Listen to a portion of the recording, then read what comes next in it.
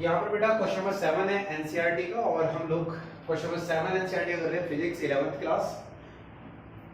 ये एसएचएम से क्वेश्चन है, और यहाँ पर जो बोला गया है क्वेश्चन में देखो क्या क्या गिवन है। तो the motion of a particle executing simple harmonic motion, एक पार्टिकल है जो कि क्या कर रहा है, एसएचएम कर रहा है,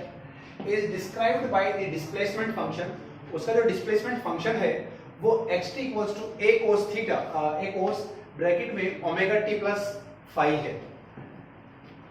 if the initial t equals to 0, अगर उसकी इनिशियल टाइम 0 है, 0 पर इनिशियल 0 टाइम पर उसका जो पार्टिकल का जो डिस्टेंस है, पोजीशन है, वो 1 सेंटीमीटर है, एंड डिस्प्लेसमेंट x की वैल्यू दे रखी है 1 सेंटीमीटर है, एंड इट्स इनिशियल वेलोसिटी, और इसकी इनिशियल वेलोसिटी ओमेगा सेंटीमीटर पर सेकंड है, ओमेगा v की वैल्यू दे रखी है। What are its amplitude, इसका एम्पलीट्यूड कितना होगा, एंड इनिशियल फेस एंगल कितना होगा, यानी कि ये इनिशियल फेस एंगल यानी फाई की वैल्यू क्या होगी। जब भी एंगल इनिशियल फेस एंगल की बात करता है तो यानी कि फाई और एल ये निकलवाता है, यानी कि ओमेगा टी के साथ जो प्लस में होता है ना उसकी वैल्यू निकलवाता है। जैसे फाई है तो फाई की वैल्यू है, ठीक है। ओके, अब ये कहते हैं कि angular frequency of the particle is pi पर सेकंड है, ठीक है। एंगुलर फ्रीक्वेंसी जो है वो है पाई पर second. If instead of a cosine function, ठीक है, अगर इस कोसाइन फंक्शन के साथ लिया जाए,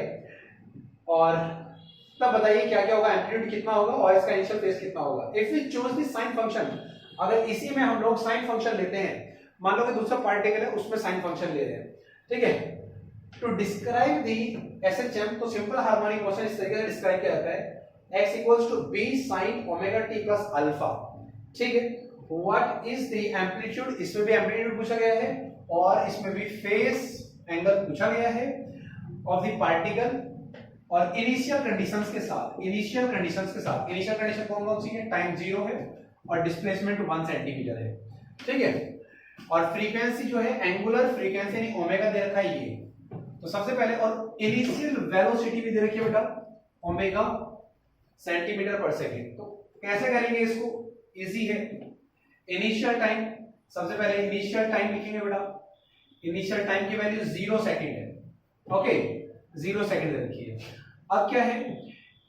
इनिशियल डिस्टेंस, डिस्प्लेसमेंट दे रखा है बेटा, डिस्प्लेसमेंट x की वैल्यू दे रखी है बेटा 1 सेंटीमीटर, ठीक, okay. Initial velocity, initial velocity दे रखी है बच्चे, यानी कि v की वैल्यू दे रखी है ओमेगा सेंटीमीटर पर सेकंड। और क्या दे रखा है इसमें, एंगुलर फ्रीक्वेंसी दे रखी है, एंगुलर फ्रीक्वेंसी ओमेगा दे रखी है बेटा, कितनी, कहा गया 13 पाई पर सेकंड, ओके। अब क्या करना है, कैसे करना है। फर्स्ट केस में दे रखा है इसमें डिस्प्लेसमेंट दे रखा है भाई, ये a cos omega t plus phi, तो यहां जो ये a है ये है amplitude omega t plus phi, phi यानी फेस एंगल, ओके। तो क्या करते हैं बेटा, सबसे पहले इसने पूछा है एम्पलीट्यूड, ये पूछा है इसने एम्पलीट्यूड, तो एम्पलीट्यूड निकालने के लिए क्या करेंगे, जो वैल्यू दे रखी पहले तो वो पुट कर दो, x की वैल्यू दे रखी बेटा 1 दे रखी तो 1 पुट कर दो, 1 is equal to a cos omega t, t की वैल्यू बेटा है 0 दे रखी है प्लस 5, तो इट विल गोस फॉर 0, भाई टाइम की वैल्यू 0 दे रखी है, ओमेगा इनटू 0 इक्वल्स टू 0, तो क्या आ गया बेटा 1 is equals to a cos cos 5, equation number 1, इसको नाम दे देते हैं। अब क्या पूछा है इसने, चलो, तो ये तो भैया एम्पलीट्यूड आ गया, एम्पलीट्यूड इसके नीचे अभी नहीं आया। और क्या कर सकते हैं, वेलोसिटी दे रखी है इसमें, इनिशियल वेलोसिटी दे रखी है, इसका मतलब जो हमें ये जो इक्वेशन है ना इसको वेलोसिटी में कन्वर्ट कर दो, यानी कि डिस्प्लेसमेंट को जब हम वेलोसिटी में कन्वर्ट करते हैं तो डिफरेंशिएशन करते हैं, ठीक है, इसका डिफरेंशिएशन कर देंगे, तो डिफरेंशिएशन, इसको इक्वेशन को 1 बोल दो, a नाम दे दो, differentiating equation a,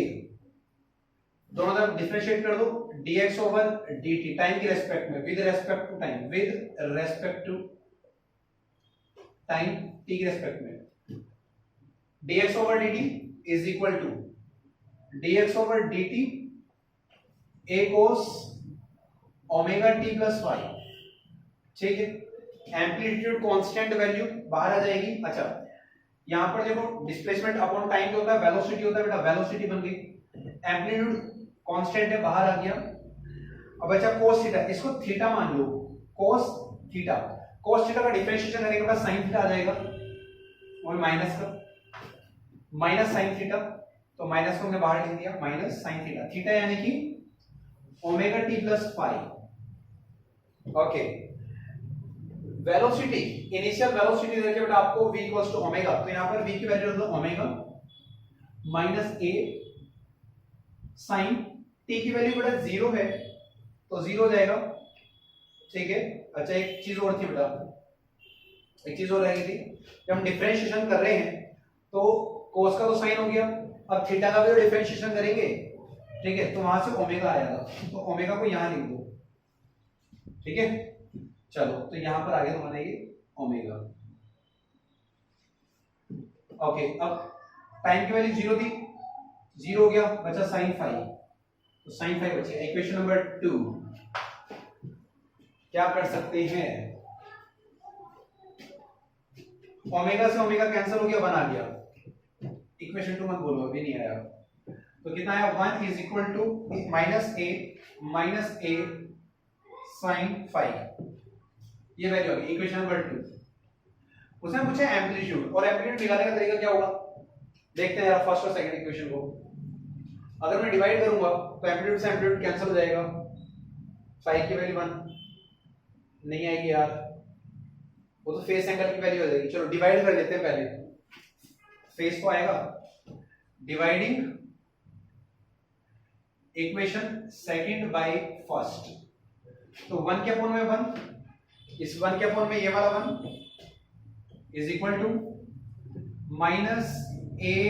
sin 5 by a cos 5, यानी कि ये वाला a से कैंसिल हो गया, -1 इस तरफ आगे दे दो, कितना आ गया sin अपॉन cos होता है बेटा tan 5, tan को इस तरफ भेज दो, 5 cos tan इनवर्स -1, tan 1 की वैल्यू 45 होती है, तो 5 की वैल्यू बेटा 45 हो गई, 45 डिग्री, मतलब कि 45 का मतलब हो गया पाई बाय 4। 180 डिग्री को पाई बोलते हैं, 180 को पाई बोलेंगे, ठीक है, याद रखना इस चीज को। 180 डिग्री को पाई बोल रहे हैं, तो अगर मैं इसको 2 से डिवाइड कर दूं तो ये तो 90 डिग्री बन गया। 90 डिग्री को मैं लिख सकता हूं पाई बाय 2, इसको भी मैं 2 से अगर डिवाइड कर दूं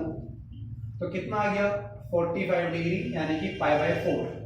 इट्स मीन कि पाई को 45 डिग्री को मैं लिख सकता हूं पाई बाय 4, तो फेज एंगल ये आ सकता है आपका पाई बाय 4, एंड अगर मैं इसमें -1 करता हूं तो, क्योंकि भाई -1 है, तो 4 7 पाई बाय 4, यही चलता रहेगा सब कुछ, ठीक है, ऐसे, तो ये आ जाएगा। अब रही बात एम्पलीट्यूड की, एम्पलीट्यूड कैसे निकालना है, यानी कि a की वैल्यू, कैपिटल A की वैल्यू कैसे निकालनी है, a की वैल्यू, ये सोचने वाली बात है। अगर मैं क्या करता हूं, मैं इनको अगर ऐड करता हूं तो भैया साइन और कोस का पंगा पड़ जाएगा,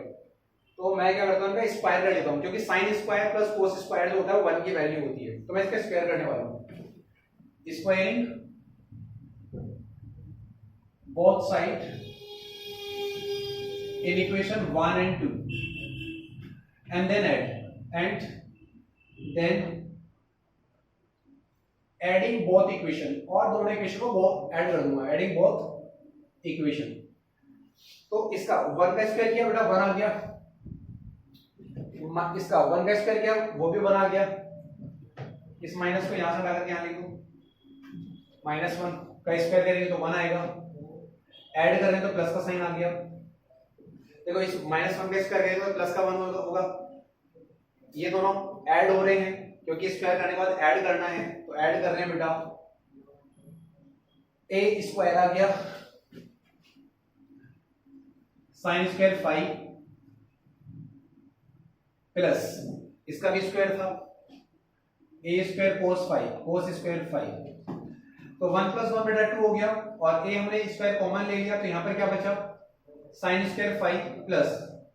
कोस स्क्वायर 5 बच गया बच्चे, क्या बच गया कोस स्क्वायर 5 बच गया। Sine square theta plus cos square theta बेटा 1 होता है, it will goes for 1, then we get a square equals to 2, square हटेगा अंडर रूट लगेगा, तो यहां पर ये आ गया भाई सेंटीमीटर में दे रखा था ना ये 1 सेंटीमीटर, तो इसलिए हमने मान लिया तो सेंटीमीटर में है। ओके, एम्पलीट्यूड जो है 2 सेंटीमीटर आ गया। अच्छा, अंडर रूट 2 सेंटीमीटर। ओके, अब सेम केस किसके साथ करना है, same case for equation second equation क्या दे रखी है भाई, सेकंड इक्वेशन क्या दे रखी है, ये रही सेकंड इक्वेशन, ये दे रखी है x equals to b sin omega t plus alpha. हमने क्या करना है, ये कह रहे हैं कि इनिशियल कंडीशंस के साथ इसको भी करो, क्या क्या निकालना है, इसका एम्पलीट्यूड निकालना है और इनिशियल फेज निकालना है, फेज यानी कि एंगल निकालना है, यानी कि अल्फा की वैल्यू निकालनी है। तो पुटिंग x इक्वल्स टू कितना मिला, x equals to 1 and t equals to 0, क्योंकि दे रखा है 0, यहां पुट कर लो, तो 1 इक्वल्स टू b साइन, ये तो 0 गया, अल्फा बचा, तो इक्वेशन नंबर 1 बची बेटा, सॉरी 3। ओके, सिमिलरली क्या करना है, एम्पलीट्यूड निकालना है, तो भैया डिफरेंशिएशन करना पड़ेगा क्योंकि डिस्प्लेसमेंट दे रखा है और इनिशियल वेलोसिटी दे रखी है, तो वेलोसिटी को कन्वर्ट करने के लिए डिस्प्लेसमेंट को डिवाइड कर दो, फिर से डिफरेंशिएट कर दो, differentiate both sides in equation b, तो क्या आ जाएगा बेटा, x square sorry dx over dt is equal to कितना आ गया बेटा, b कॉमन आ जाएगा बाहर, साइन का हो जाएगा बेटा कोस, साइन का हो जाएगा कोस omega t plus alpha, omega t plus alpha का हमने फिर से डिफरेंशिएट किया तो ओमेगा आ गया, तो ओमेगा को यहां लिख देंगे, ये बेटा वेलोसिटी बन गई v ओमेगा कोस t की वैल्यू बेटा 0 है, तो कोस अल्फा ये आ जाएगा कोस अल्फा। अब क्या होगा, वेलोसिटी ये ओमेगा दे रखी थी, omega equals to b omega cos alpha, omega से ओमेगा कैंसिल हो गया, 1 आ गया, 1 equals to b cos alpha. ठीक है, ये हो गया बच्चे। अब क्या होगा, इक्वेशन नंबर 4 इसको बोल देते हैं, सेम चीज दोनों को डिवाइड करेंगे, डिवाइडिंग इक्वेशन थर्ड बाय 4, ठीक है, तो 1/1 आ गया बच्चे, b से b कैंसिल हो गया, साइन अपॉन कोस बच गया, तो tan बच गया बच्चा, tan अल्फा आ गया, इसकी वैल्यू निकाल सकते हैं हम लोग, tan alpha equals to 1, tan multiply में डिवाइड में जाएगा तो इनवर्स हो जाएगा बच्चे, तो alpha equals to tan inverse 1, और tan 1 की वैल्यू होती है बेटा 45 डिग्री, फिर से वही चीज आ गई, तो 5 का मतलब क्या हो गया, ठीक है, इसको नोट कर लो यहां तक, आप थोड़ा आगे चलते हैं, रफ कर देता हूं यहां तक, ठीक है, तो यही कर देते हैं, नहीं तो फ्रेम आउट हो जाएगा। तो अल्फा की वैल्यू आ गई, फेस की वैल्यू कितनी आ गई, अल्फा इक्वल्स टू कितना आया 45, यानी कि π/4 ये आ गया भैया, फेस एंगल इतना है इसका, ठीक है। एम्पलीट्यूड, अब एम्पलीट्यूड निकालते हैं, यानी कि b की वैल्यू निकालेंगे, एम्पलीट्यूड यानी कि b, ठीक है।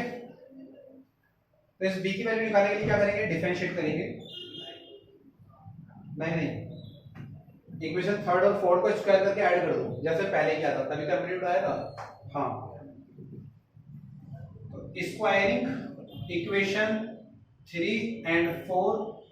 देन एडिंग, देन एड, और ऐड कर देंगे 1 का स्क्वायर 1, 1 का स्क्वायर 1, 1 + 1 2, b का स्क्वायर और b का स्क्वायर आ गया, b का स्क्वायर कॉमन ले लो बाहर, क्या बचा यहाँ पर, साइन का स्क्वायर अल्फा प्लस यहाँ बचा आपका cos square alpha, cos square alpha, sine square alpha plus cos square alpha की value 1, it will goes for 1, तो equals to b square into 1 यानी कि 1 b स्क्वायर, स्क्वायर हटेगा अंडर रूट लगेगा, under root 2 आ गया। तो ये इसका भी एम्पलीट्यूड कितना आया, अंडर रूट 2 आया। दोनों का एम्पलीट्यूड बड़ा सेम है, ठीक है, फेस भी सेम है, फेस एंगल भी सेम है, ठीक है। तो ये था हमारा 7 एनसीईआरटी का 7 क्वेश्चन का आंसर, ठीक है। नोट कर लो बेटा इसको।